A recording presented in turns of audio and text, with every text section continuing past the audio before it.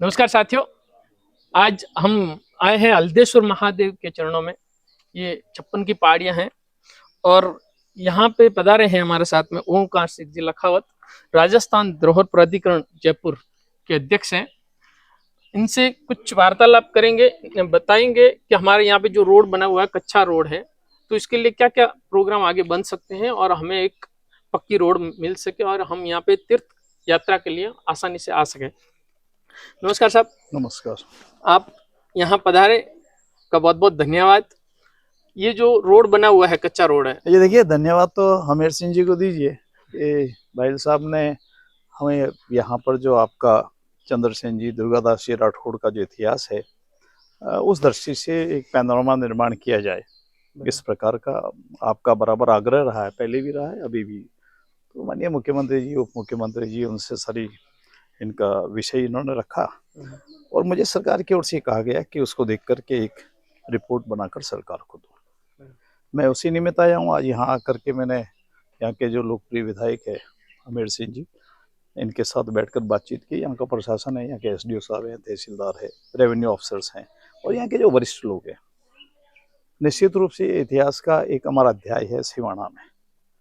यहाँ पर मुगल सेना के साथ चंद्रसेन ने जितना संघर्ष किया और उसके बाद उनके वंशजों ने जितना संघर्ष किया, ये हल्दी घाटी में जिस प्रकार से महाराणा प्रताप ने संघर्ष किया, ये उनसे पहले अगर संघर्ष हुआ है तो उसमें छपनों के पहाड़ भी शामिल है। यहाँ चंद्रसेन जी रहे, दुर्गादास जी राठौड़ भी अपने कालखंड में यहाँ रहे, कल्ला जी ने भी बहुत संघर्ष किया और ये आज की पीढ़ी के लिए प्रेरणा का केंद्र बन सकता है, ऐसा हमारा मानना है।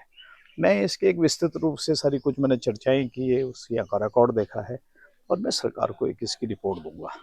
मैं निश्चित रूप से कह सकता हूँ कि सिवाना में एक किसी ऐतिहासिक स्थल जो प्रेरणा दे सकता है, उसमें जितने गुण होने चाहिए वो सारे गुण इन सिवाना के जो छपनों के पहाड़ है और यहाँ का जो किला है, उसमें वो सारे गुण हैं।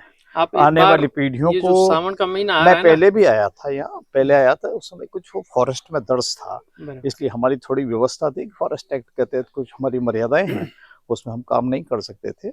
अब मैं इसकी एक विस्तृत रिपोर्ट दूंगा। मैं देख करके आया हूँ, इसका रास्ता जी महाराज जी ने जितना बनाया है वो भी एक प्रेरणा का विषय है। निजी क्षेत्र में ये सारा काम हुआ है।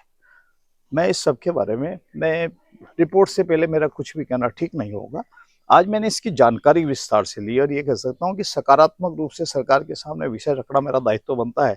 मैं उस दायित्व को पूरा करूंगा।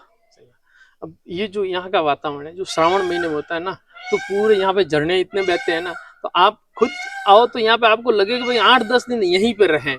तो ये जो रोड बनेगा ना, नहीं, मुझे तो कोई यहाँ देवे तो मैं जीवन भर रह जाऊँ, परंतु पहले ये व्यवस्थाएं थी, पहले गाँव वाँव मिल जाया करते थे। हमीर सिंह जी गाँव तो मुझे देंगे नहीं, वरना यहाँ भी रह जाता, मुझे कोई दिक्कत नहीं थी। परंतु निश्चित रूप से पर्यटन की दृष्टि से और तीर्थाटन के नाते ये स्थान पूजनीय है और ये सब जो गुण होने चाहिए एक तीर्थ के अंदर और एक ऐतिहासिक स्थल के, वो सारे गुण सिवाना में और इस स्थान में विद्यमान है।